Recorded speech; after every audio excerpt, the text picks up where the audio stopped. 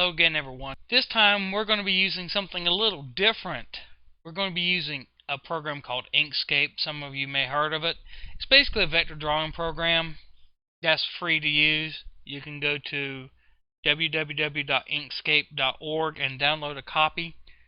This will allow you to do some pretty neat things. And the project today is to actually make a decal from a photograph that people, if they have a cutter at home, a plotter like a Silhouette Cameo or Cricut or things of that nature, you can do this to make your own custom patterns. Or if you know a local shop that has access to vinyls and cutters, you can maybe drop this file to them and have it cut.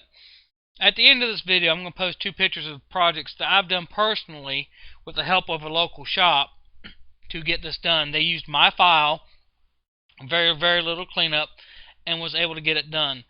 So without further ado, we're going to get started on this project. Now, you can use photos with this. The results will depend on the contrast and other things of the photo, so your results will probably vary, but I'm just showing you a rough technique that you can use to create these things.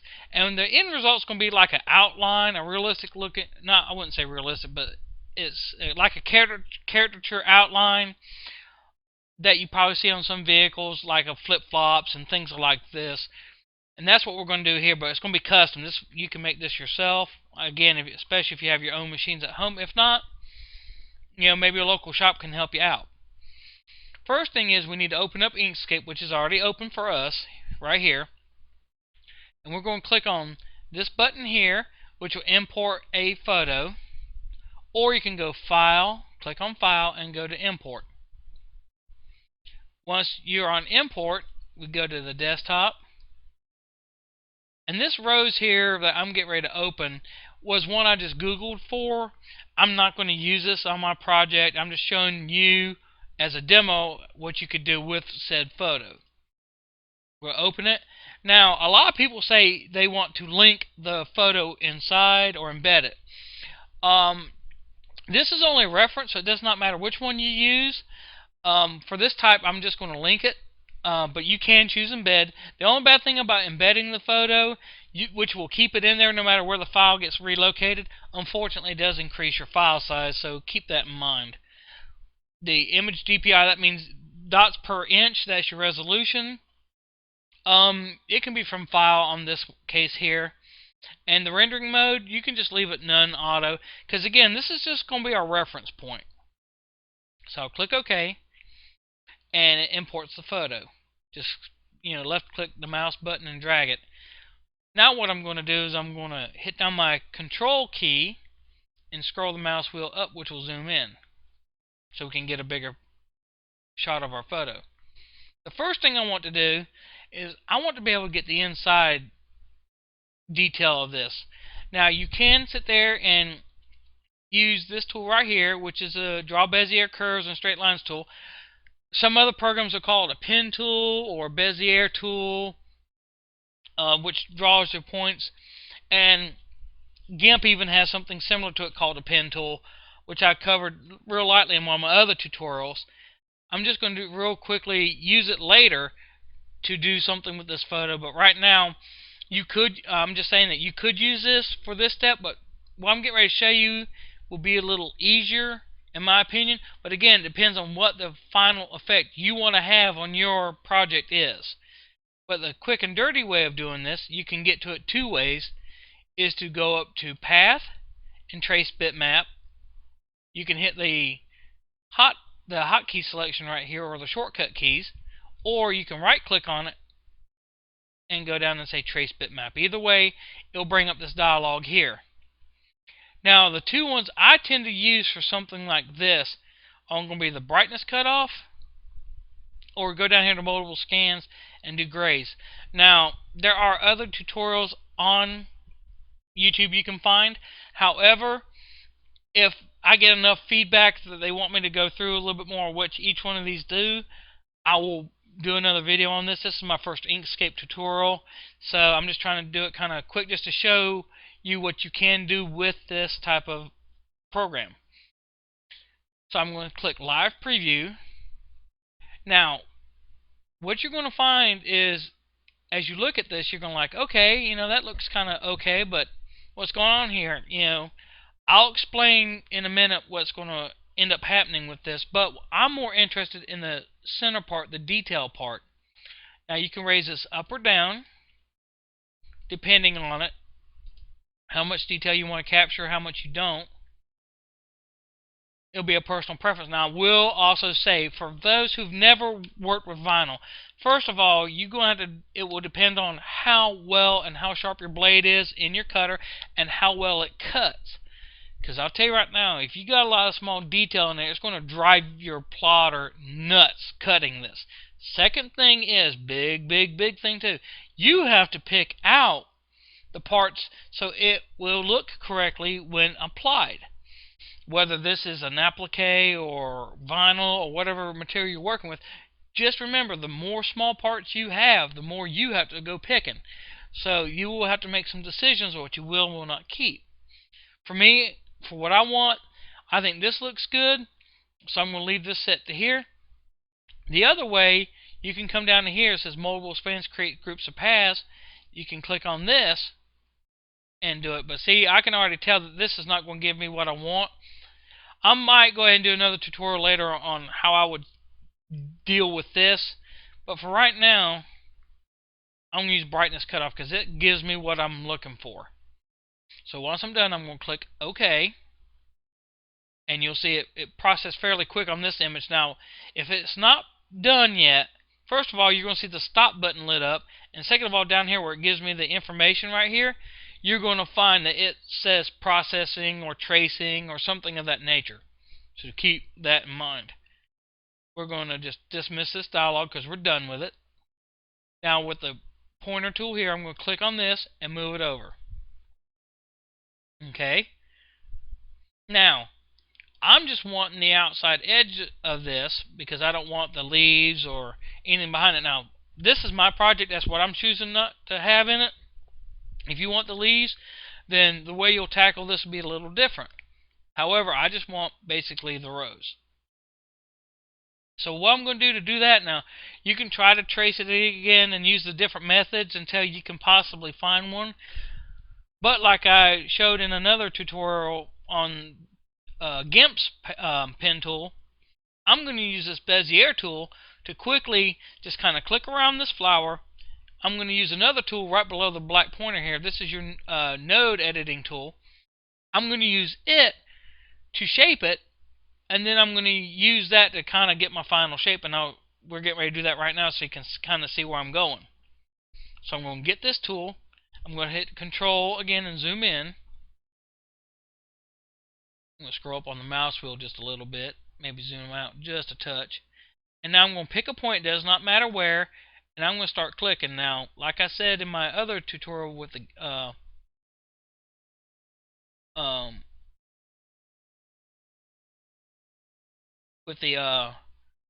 pen tool, sorry about that, I kind of got flabbergasted a little bit, and I do apologize. It all, you learn by practicing with this tool where to place the nodes, where not to. And also I'm making some creative decisions here of what I will and will not keep. I mean, you can literally trace every point of this rose if you wanted to. And some people might, but for me, because I just want to do like a decal, that's my end result for this project. I don't need to be that precise with it because, again, I know if I was to take it to a certain shop, roughly I know what that plotter can and cannot do. And, well, if you know that, you'll know, okay, what you can and cannot get away with. However, your plotter or the shop that you may have helping you with this project may be different. So please, figure out what they need to do. Now, if you notice, it's kind of faint in this video, but if I hold my pointer here, the line turns red and that little dot or node turns red with this tool. If I was to click right now, you see it finishes out my outline. Yeah, it does look pretty crappy, but we're getting ready to fix it. What I'm going to do to change the outline color is hold down my shift key. I'm going to hover over this green Maybe yellow will work better. Let's find a color that will work real well here. Cyan. There we go. That'll work. Now I can see it.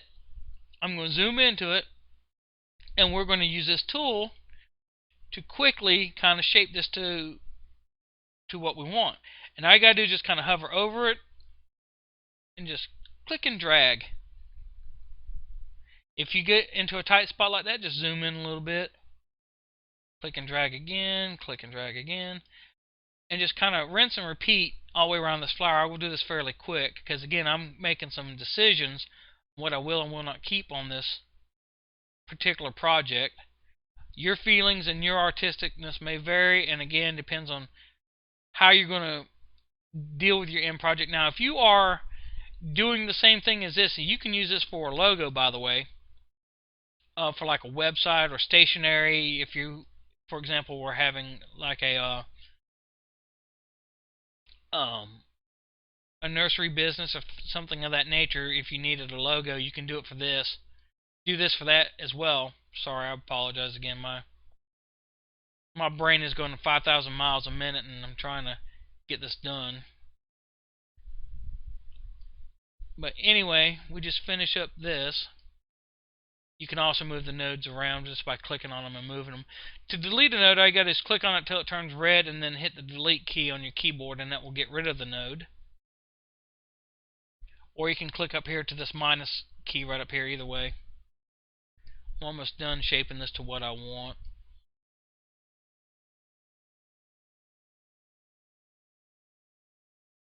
But anyway, you can use this for like a letterhead logo, website logo if you want a simplistic little logo that you can use. Again, like window decals for a vehicle can be good. Also, when it comes to window decals, by the way, folks, check with your local laws and things to see what you can and cannot get away with.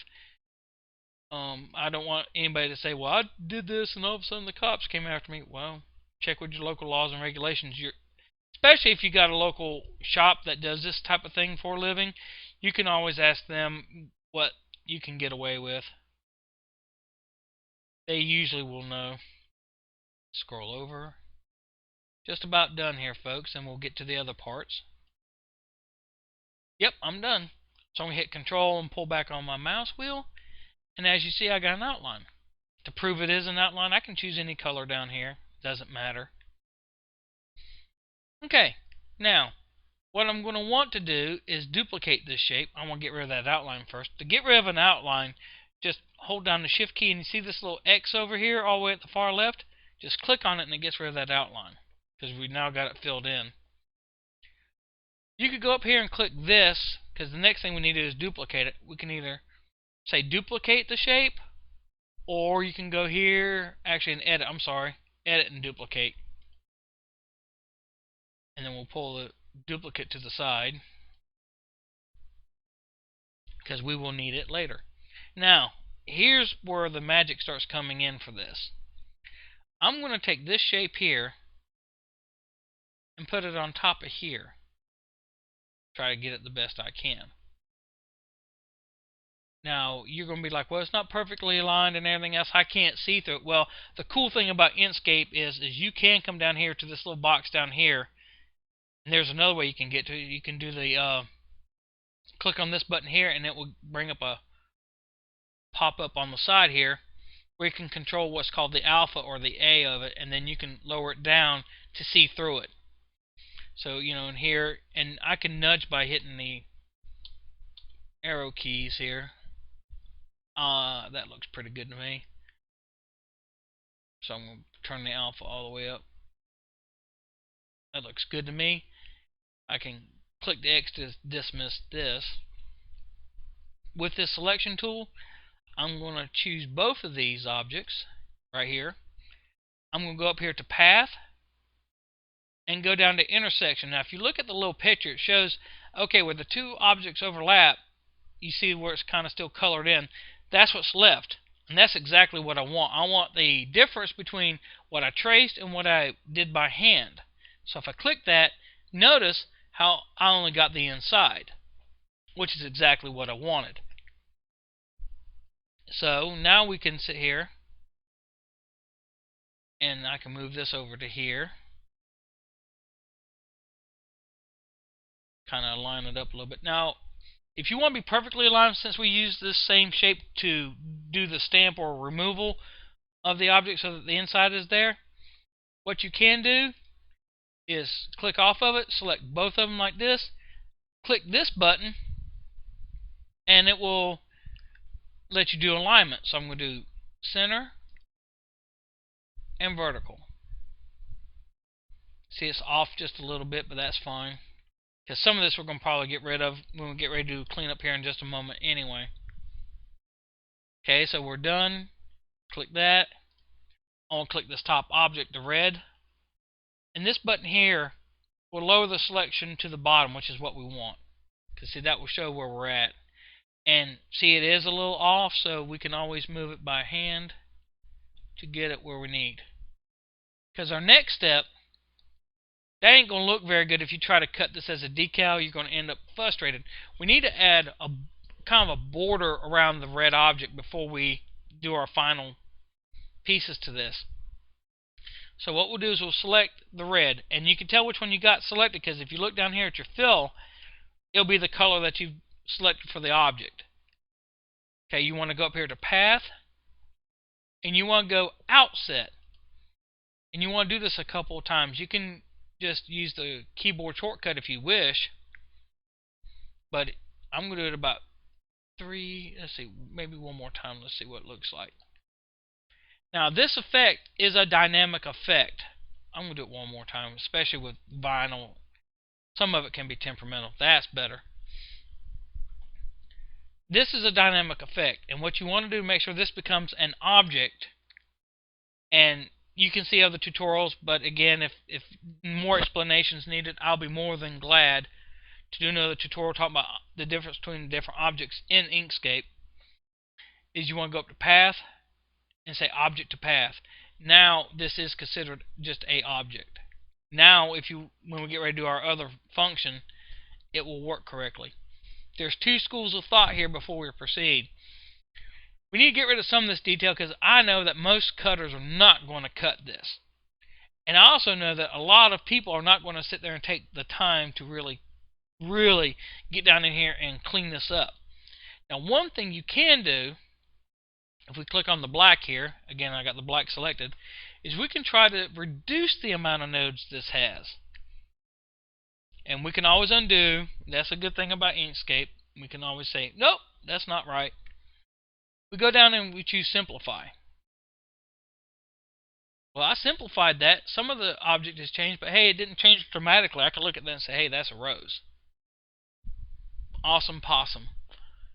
But again, I'm going to sit there and pick this out. Now, there's two ways you can do it. You can either do it after the objects are combined, or you can do it before the objects are combined.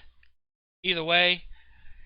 The third option is if you want to do like a two-color or a multicolored decal, you can just leave this alone and choose a different color. Like, for example, a lighter pink. We can change that black to a lighter pink, or even a different shade of red, or whatever you want. Depends on what you're wanting to do. Like that, for example, I just changed it up. But I'm thinking of just being something simplistic, because most shops will charge you for multiple colors, and it will cost you a little bit more, because now you got two things of material you got to run through your machine. So depends on your project, what your wants and needs are. It will depend on this. But I'm going to go ahead and make this into just a one color design. So I'm going to take both of these, select them, go to path, and this time I want a difference. Excuse me. Now I'll click off of it. You can see through it. Now what I'm going to demonstrate is, for example, like going on the back of a glass, tinted glass window. So I'm going to draw my object, click the left mouse button to fill it with black, get my pick tool. Pardon me for that. Grab this, drag it on here. If it's not showing up while it's still selected, click this button here and it'll bring it all the way up front. And I'm going to choose white, because white will actually look the best on something like this. And now what you can do is you can look at it and say, okay, that's cool, but plotters, as a general rule, let me zoom in here, a lot of the small stuff like that and everything else is probably going to drive you nuts. So I'm going to show you how to clean this up real quick. I'm not going to go into detail. Again, it's going to depend on what you feel needs to be in here for your design to work. This may not even work for you. You may trash it and try again. This to me will be fine for all intents and purposes. What you're going to do is make sure your object is selected. Click this tool here. Notice how you get all these little node dots showing up here? Well, now we're going to go in and clean it up. So I'm going to hit my control key, scroll in, click on one, and hit the delete key. And just keep right on rocking and rolling. Here, I'm going to delete these. Oh, to do that box thing, by the way, just kind of click and drag like that, select them, and just hit delete, and it will get rid of said nodes.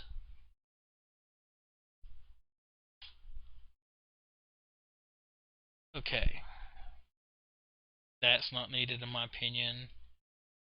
That's not needed. And on black it is going to be hard to see your selection box. So kind of be careful of that. I'm just going to wipe out a whole bunch of these nodes because they are just not necessary. Now if you choose to pick these out and everything else, that's up to you. I mean, heck, you might even be a shop owner just trying to learn how to make some little custom art in Inkscape because, I mean, that's what you're using because that's what you can afford at the time. I'm not slamming it. Inkscape is a nice program. It might drive you nuts on some things though, but that'll be fine. I'll just correct this just by dragging this node down, pulling this node up a little bit. There we go. That looks a little better. That looks kind of weird, so I'm going to get rid of that. And if you're not sure if what you're doing looks good or not, just always just kind of zoom out a little bit and just kind of take a look. You know, like that little piece up there is not needed. This little piece up here ain't. So I'm just going to keep knocking these out.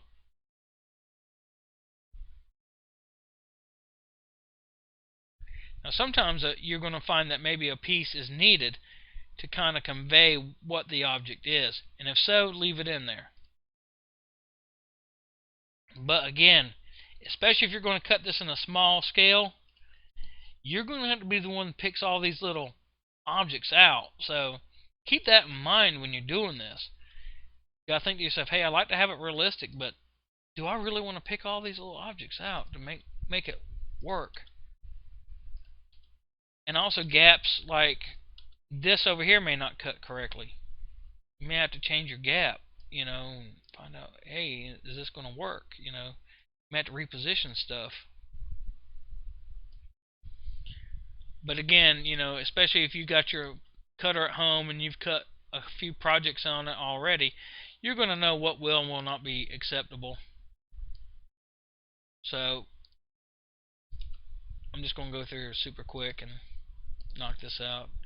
Again, I'm just selecting nodes and hitting the delete key to get rid of them.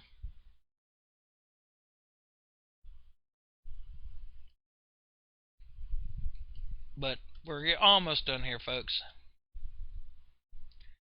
And if you want to smooth some stuff some more, like this over here, I think can be smoothed a little bit more. I'm going to highlight it, and then I'm going to go back to my path, simplify a little bit, and it actually simplified the whole path. Let's see if it worked in our favor. Because plotters like smooth cuts, as a general rule. Oh yeah, that's a little bit better. Select the object. Let's continue cleaning this up. Yeah. Especially the things you want to look out for on a cutter plotter, just in case you people don't know, never done things like this. On a cutter plotter,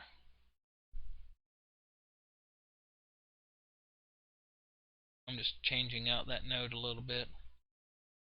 If you just got one little node just sitting there all by its lonesome, get rid of that. That looks better anyway. You got a little node just sitting out there by its lonesome, not near anything, and it's not drawing a shape. then you're going to have a tear in your vinyl. I don't know about paper. I haven't really cut paper like that one right there. That's not such a hot little item to have. Here we go. And we actually had like 2 or 3 nuds right there. Had to clean that up, didn't we? That would have caused you a lot of grief, by the way, if you have a cutter. I don't care what type it is.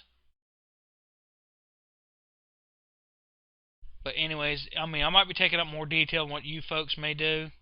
But again, if I was to go to my friend right now and say, hey, look, I'd like to have this done, he's gonna be like, you weed that. He goes, you know, I ain't weeding it, and I don't blame him. I need that because that's the center of the rose. I need that little sliver as a general rule. This guy's sticking out here all by his lonesome, maybe not. Alright, that's a little harsh, so I'm going to see if I can redo this curve a little bit. There we go. You can also grab the little handles once you click on it, these little control handles. You can grab a hold of these and kind of... Actually, I think that'll look better as a different node type. There we go, that looks a ton better. But there we go.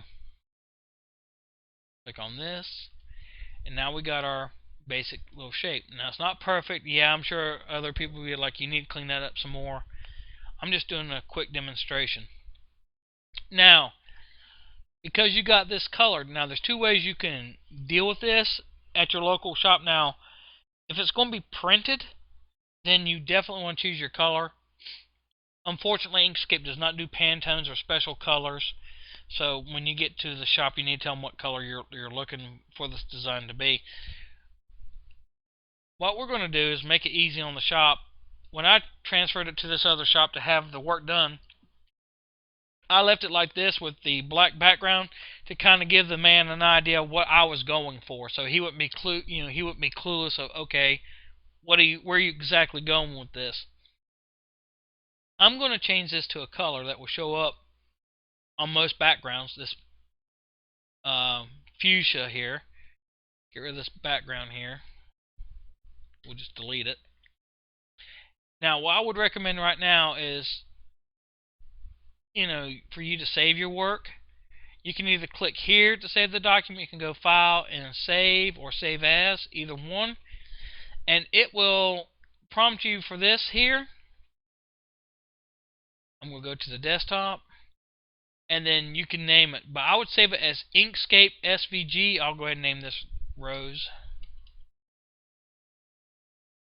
And save the file. So that way, if you need to come back and tweak it, adjust it, or, again, if this is your logo for your business and you add some text and other elements to this, you can always go back, change it, get it ready, and it's done. Now, what we need to do here is get it to a format that most shops and or some home cutters understand, and that is usually like EPS. But check with the shop or your documentation with your cutter to find out what your program will import and understand. But as a good rule of thumb, EPS is pretty good rule of thumb. So with your object that you're getting ready to do still selected, we want to go File, and we're going to say Save As again. This time, I'm going to go down and I'm going to choose out of this list EPS. Okay, file name could be the same because it's going to be a different file. And I'm going to click Save. Now, this will pop up. As a general rule, PostScript 3 is what you're going to want. If you have any text on here, like if you was to put the text beneath it, like the Rose, or whatever your name of your business is, convert text to pass may be a good thing, especially if you're taking this to another shop and they may not have the same fonts as you. This will make sure that the fonts, it will look the same as you had intended. Otherwise, a lot of programs are going to do what's called font substitution, and it's going to break your logo, and then you're going to be a little upset, and it's not the owner's fault. So, again, just keep that in mind. You don't need this part here because where we're going to go with this, you don't need a latex file generally. Rasterized filter effects. We didn't use any filter effects on this. The only effects we used was paths, and even then we went ahead and basically flattened the object back down to just an object. So there's nothing to do here. You can leave it checked. It's not going to hurt nothing. We want to use the object size because right now it's wanting to do the page size here. We want to do the object size, this thing here that we got selected. Bleed margin. You can add a bleed or margin to this if you need to, like a weed border, but some programs will go ahead and add that for you. If you need one, you can set it here. It's in millimeters, and then we can export with an ID. If you're going to use this, for example, with web design where objects have an ID, and it's easier for the code to understand what that object is and how to manipulate it. So we're going to click OK. It says document saved down here. If I minimize Inkscape, there's Rose right here. And let's see, here's the SVG file here. We're good to go, and we're good to go here. Let's see how big this is. It's very small, actually. 156Ks for that little thing. And the cool thing is, guys, is once you get this set, I'll hold the control key. You can make this thing as big or as small as you want. I mean, it could be ginormous like that, or we could take it down tiny like that. But I wouldn't suggest cutting that. That'd be kind of ridiculous. But there you go, folks. I mean, a quick, simple little project. At the end of this video, I'll show two that I did of two of my pets that I have. One of them has been gone for a while. He was my original old man. The second one is our one we have now. And again, I used the same basic techniques as used here to get that result. I hope you guys enjoy this one. Hopefully you get some use out of it, and I'll see you next time.